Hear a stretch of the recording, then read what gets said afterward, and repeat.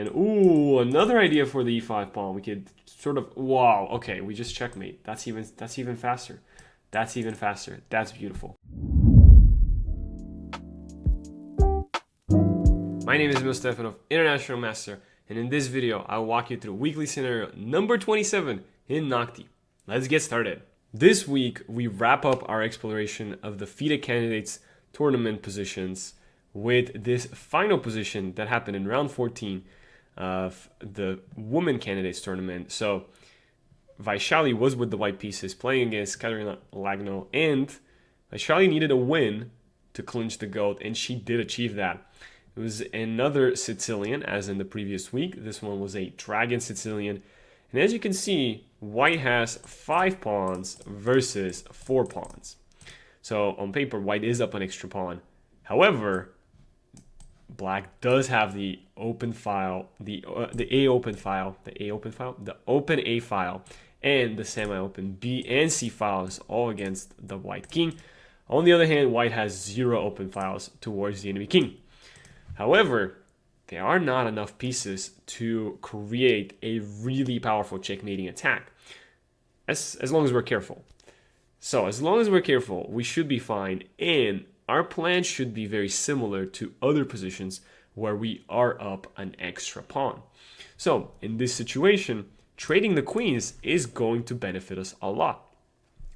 Not only are we up an extra pawn, we're up an extra pawn with 2 connected pawns. So any endgame that we get, rook endgame, bishop endgame, as long as it's not queen endgames are very complicated. But as long as we get a rook endgame or a bishop endgame, these 2 pawns will carry us to the victory. So with all that being said, I am looking at moves like queen e3 and queen d7 just to offer queen trade and sort of redeploy my pieces in a more active manner. I like queen d7 in the sense that it's very active, but I don't like the fact that after rook b7, dodging the trade, I'm going to have to reposition my queen, and I don't really like majority of the squares that we have available to us. The reason I do like queen e3 is if rook b6 is played, then my queen's not under attack, so I'm actually free to make whatever other moves I want to. And if the queens do get traded, then that's all the best for me. My king is incredibly safe afterwards. So let's go ahead and start with queen e3. We are playing against bishop 4 difficulty against Noctie. And we see the move queen a6, a very logical move. So Noctie does not want to trade and potentially wants to continue with rook a8. It should go without saying, but even on the previous move, we did not have rook a4 due to the pin. We would like to play that move. And in fact, we could play bishop b2 actually, and just essentially say, okay, if you play rook a8, I'll play rook a4, and I'm no longer pinned, so I'm able to play that. That actually looks like a good idea. Another move that I do like is sort of getting active with the rook d7. It's a little bit sort of unclear how we get it extremely active there. Also, we should mention bishop e5. At the end of the day, we do have 3 attackers and Noctie has only 2. So we should mention this is a possibility for us. Now, of course, anytime we do this, we gotta be extremely careful we do not get checkmated. But lucky for us, we do have rook e8 there, so we're fine. And if bishop e5, rook e5, queen e5, then we are covering the a1 square, so we should be good. So I'm going to start with bishop e5. It's a little bit risky, I will say that. And Noctie says it's a mistake. So let's see how we get punished by this mistake. There is rook a8. Of course, this is a powerful move because it is... Now this is actually a checkmate threat. Okay, so let's not blunder that.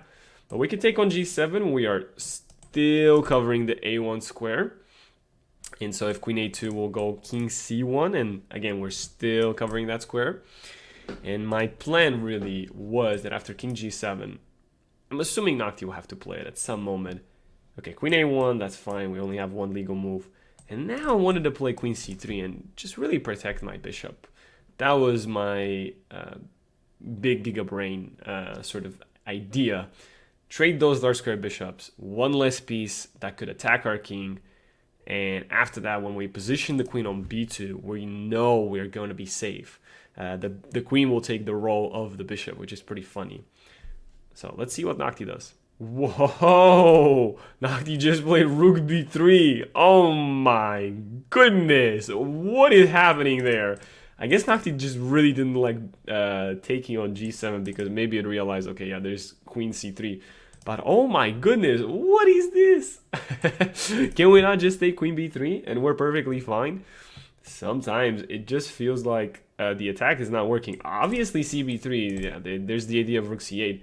And even then, I'm not sure. We have bishop c3 back. But, okay, I'm just going to take queen b3, and I'm just going to be up on extra rook. So, sometimes we just take those easy wins, and we just go into the next game. So, let's see. There was nothing dangerous. Yeah, as long as we're seeing that we have bishop a1, then everything's fine in life. So, yeah.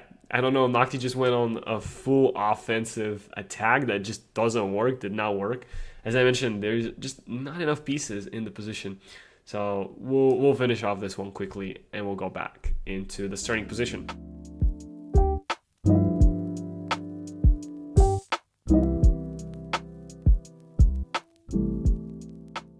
With that out of the way, let's go back into the starting position. Now we'll keep it at a higher difficulty. We'll try rook 3. And we'll try again the same move, queen e3. So let's see if Noctie chooses queen b7 this time, not queen a6. But that doesn't change anything. I still have bishop takes c5. And I still think that's the best move because after bishop e5, rook e5, of course rook b3 will be dangerous, but we do have the protection of the queen. So bishop e5, I'm going to play it. And that is the price that Noctie's paying for not wanting to trade the queens. Although, we did miss f5, and even in the previous positions we missed f5. Luckily for us, we do have bishop g7 and bishop f8. That was a little bit of a scary moment. Luckily, we had that even in the previous line. I did forget about this, but luckily we have a save.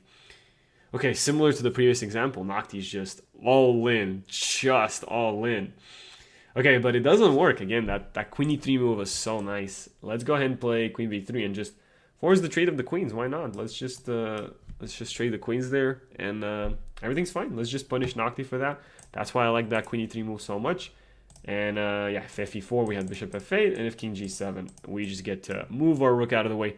We are up an extra rook, so this one should not take long, and we'll go back into the starting position just in a little bit after we checkmate Noctie here. Alrighty, let's go ahead and go back to the starting position. Alrighty, let's see any other moves that we want to think about. I do want to mention bishop b2 is a move that I do like. And there's a simple reason for that. After bishop b2, I'm going to play it. This is at a higher difficulty of Noctie. So the reason I like bishop b2 is we sort of got away from this X-ray and that one with the rook on b5. And in that manner, we were threatening rook a4 in a lot of positions. Now, Noctie played rook a5, so obviously stops me from playing rook a4. But now what I'm thinking about is my move queen d7. Remember how before I didn't like it because there was some rook b7? Now I'm starting to like this move. I am still in favor of queen e3, just to trade the queens there. That looks like another great option to me. I do like this move as well, though. I do want to mention that. Queen f2, yeah, it gets a little bit active, but really, how active can you get with the queen there? I guess you are targeting this pawn, but my queen on d7 will cover that, or queen c7. And you taking there, I take the rook. I do like queen d7, so let's go ahead and play it. As you can see, excellent move. We just want to trade the queens, as mentioned before. That's one of our main goals. And queen a8, so Noctie maintains the queen on the a file. But again, our bishop is there, so there are no dangerous moves for us to worry about. Now, this is a trade you don't want to start, right? Rook a4 is not a trade you want to start, and queen a4, because then you will be disconnecting the pawns. You want to keep the pawns connected. You don't want to disconnect them.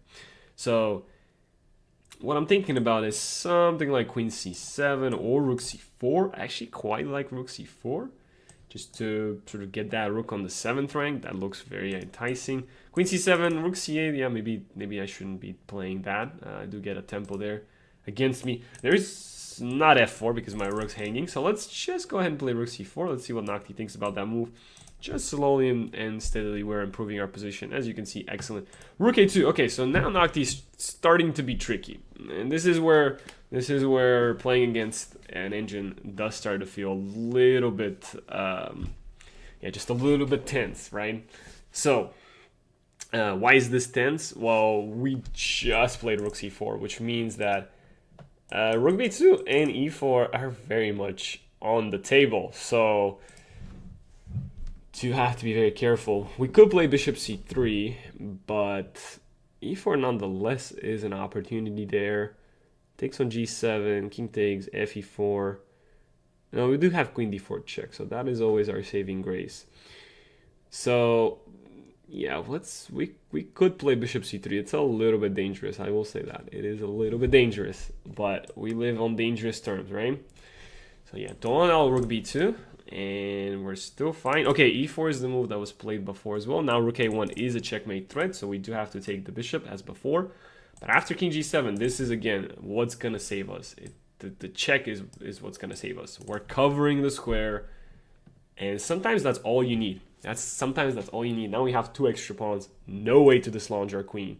And now this will not be a bad idea to try to accomplish that trade. Namely because we have 2 extra pawns. Even though they're disconnected, that will be fine because we'll be removing all the tension in the position. So I quite like that. Alternatively, Noctie is just trying to play rook a8 and really just checkmate me. So that's another reason why we probably could prioritize rook a4. Other options include something chaotic like rook c6, just distract the queen so we're able to take here. But there is queen c2, so not rook c6. I do like this move a lot. Let's see what Noctie says. Yep, queen c3, e5, or rook a4. All the moves that we kind of discussed. I do like rook a4. I'm gonna say that I do like rook a4. It just simplifies the position to a degree that I really like. Although I do allow some counterplay, which I just figured out that I do. So I'm not the best. Maybe that's why this was not the best. Yeah, this could be our reserve plan. Let's go ahead and go back. I just don't like giving up the g2 pawn. Naturally, we will win, but yeah, it's gonna become a little more chaotic. So let's think about this position. And why does Noctie suggest e5 and queen c3? So queen c3, kind of a logical move. But after rook a8, how do we continue? There's no rook c8. There's no rook d8. Maybe king c1's gonna be the move, and king d2. Well, that'll be a little bit scary if I was with the white pieces. I'll be a little bit scared there. There's rook d8, rook d4. We barely survive there, but we do, I guess. How about king c1, king d1 right now? I mean, that looks really good as well. I know it's not one of the Noctie suggestions, but queen c3 just feels a little bit too scary to me. It feels a little scared. Yeah, so rook a4 maybe was sufficient, but how about we just evacuate the king, no? There is a check, but we just dodge it. I guess there's more checks to come, so not so easy, huh? Yeah, it's a complicated position.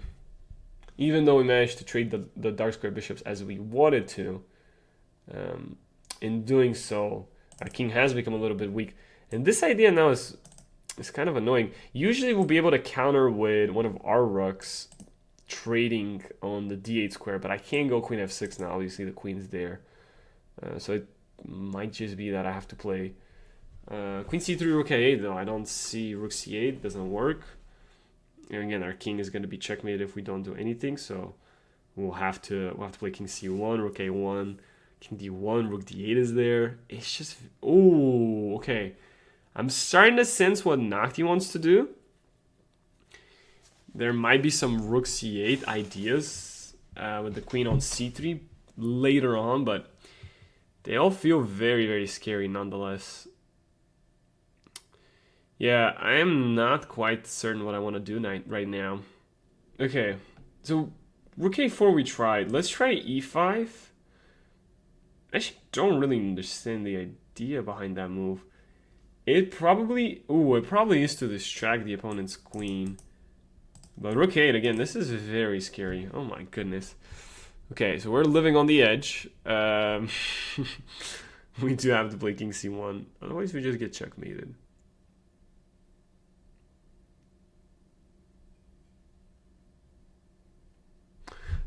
Don't we still have rook a4? Actually, now that I'm thinking about it, rook a4, ba4... Oh, sorry, queen a4, ba4, rook a4. We are up an extra pawn, but I think the priority there goes to the fact that we have a c pawn that we can just start pushing. Maybe the rook endgame is just winning. Maybe that's what the idea is there. That we're just in a winning rook endgame. Which is kind of hard to believe. It could be the case though. Could very much see that being the case. After rook a4, queen a4, just trade everything down. And that rook endgame being a winning rook endgame. I don't see a problem with that.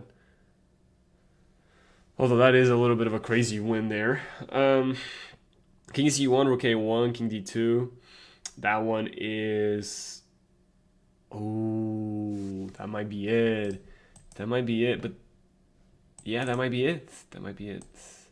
Okay, there is queen a5, though. I will say that is kind of annoying. It blocks our king. But I understood what the idea of e5 was. If I play king c1, rook a1, king d2, queen a5, I have king e2. And basically, there's no queen h5. That, I think, is the idea.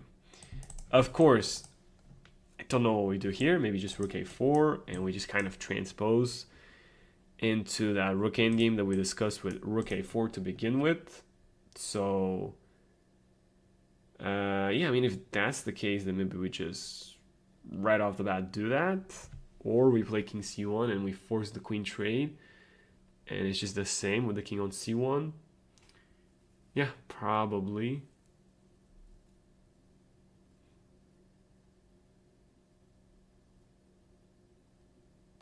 And if I have to put a guess in, maybe king c1 was the idea. Let me double check. Again, it's not an easy position. Yeah, king c1, e6. Oh my gosh. But, oh, we're never actually getting checkmated. Oh my goodness. I never really, yeah, I forgot that we just, we just dodge, which is crazy. But we can just dodge all the way. Hey, no human plays like that. That is crazy. That is crazy. Okay, rook a4 is probably good enough. King c1 also probably good enough. I do like king c1, mainly because after queen a5, rook a4, I think I'm able to force the queen trades 1000%. And this one, I'm able to go king d2, and then I am surviving there.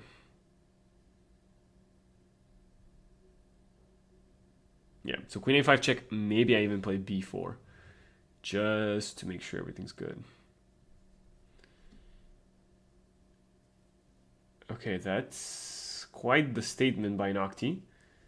Basically saying if I play rook a1, queen g2 check, king c1, there's queen f1 and queen a1. And if I keep my king forward, say king d3, now he's probably going to give me a check on f3. So maybe I go king e3.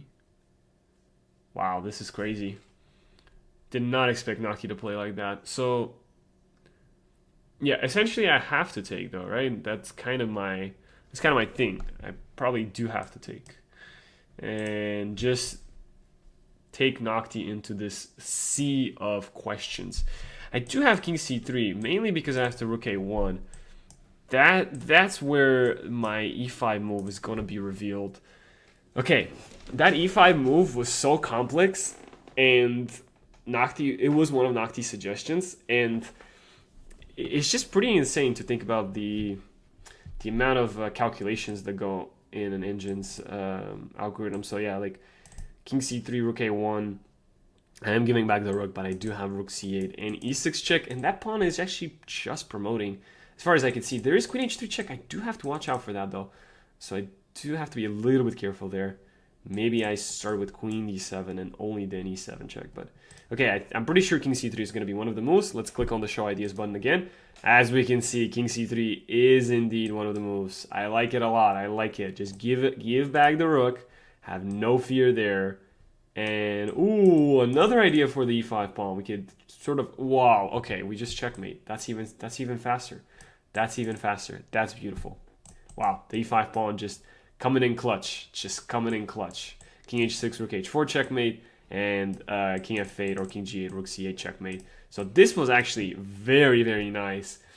Again, we did have to worry a little bit with our king being a little bit exposed and the a file completely in black's favor. But as you saw, it just seems like Noctie doesn't have enough pieces to achieve a checkmate. And because of that, as long as we keep our composure, we keep the queen on the long diagonal, that was pretty important.